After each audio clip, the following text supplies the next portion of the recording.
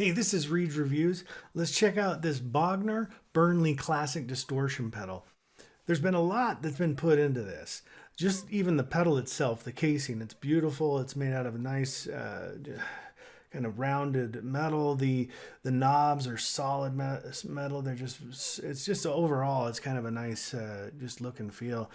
There's also a light here that you can't really see it that well, but it's kind of a reddish color when it's on, and then when the distortion kicks in, it turns into kind of a blue color.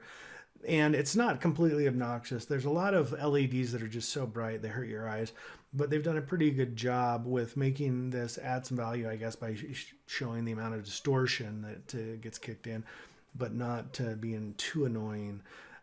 The features or the different knobs are your standard knobs that you'd find on any distortion pedal: level, tone, and gain. Tone creates more of a higher frequency as you move it to the right. The gain obviously increases distortion. And then level obviously adds or removes decibels.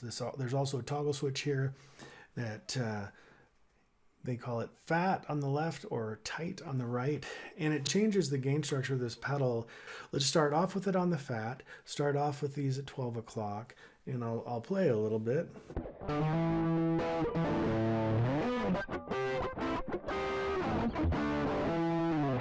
It's a pretty strong distortion.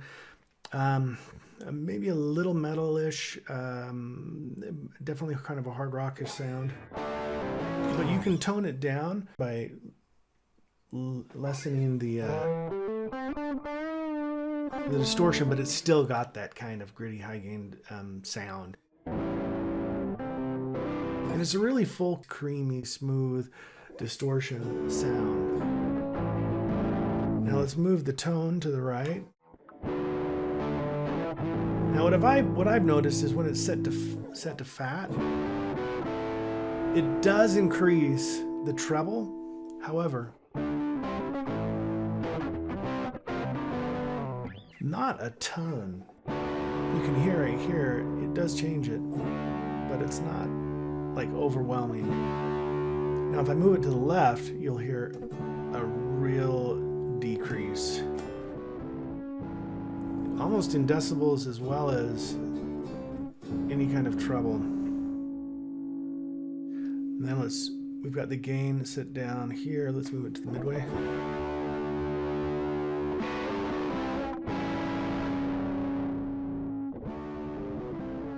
Okay, that gives you an idea of what the fat mode sounds like.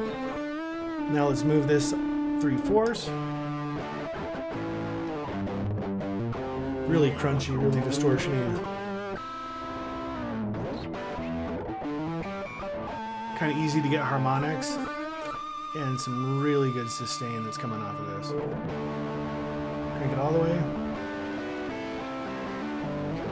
So even though it's just overwhelming distortion, I guess maybe overwhelming is not the right word, but it's very strong distortion. It still kind of has a creamy sound to it.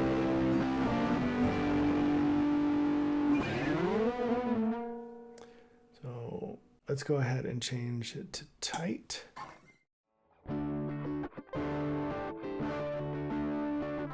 Okay, what I have noticed, one thing that does change considerably is the output. You can, as far as decibel goes, it seems like there's a decrease when you move it to tight. So what I do to try and make it apples to apples is when I move it from fat to tight, I'll increase the level. When I do that, I don't notice a heck of a lot of difference.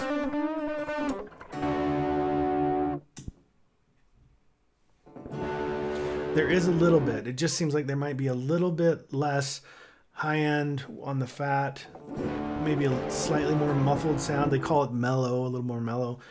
But where I do notice the most amount of difference between the fat and the tight is when messing with the tone.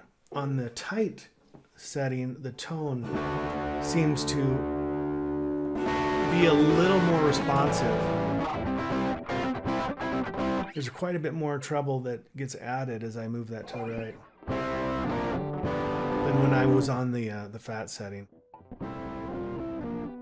And a considerable amount drops as you move it to the left. Maybe slightly less responsive to the left than the Fat was, but nonetheless, it does pretty much wipe out most of the treble. Let's go ahead and move the distortion or the gain to the right.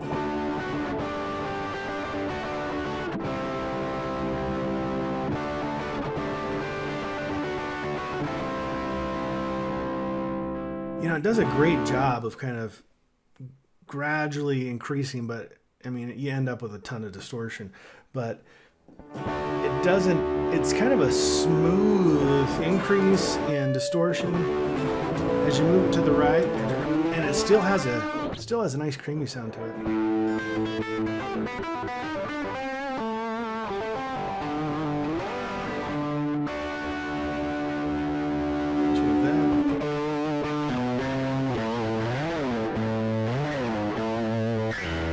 The strings are just really sensitive. It's kind of cool. You don't even need to really pick. All right. So back to 12.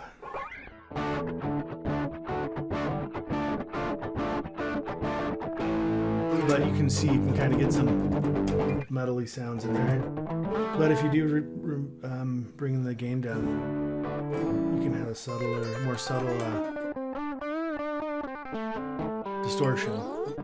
As far as recommendation goes, it's a great pedal. They've done a fantastic job. They, brought in an industry expert in the electronics and made some great sounds here. I would say it's a very strong distortion sound, but at the same time, very polished and creamy. But as far as the quality of the pedal, the amount of boost that you get, additional decibels you get with the level, and just the nice creamy sound make it a pretty awesome pedal. But it is a little bit on the side of, more of a kind of a harder rock kind of a metally sound, unless you move the gain down, then it can be more of a tame sound. Hey, if you're an effects enthusiast and you love guitars, go ahead and subscribe to my channel. I'm constantly reviewing old and newer pedals, and you'll be the first to know when I do. Hopefully this helped. Thanks for watching, and we'll talk to you later. Bye.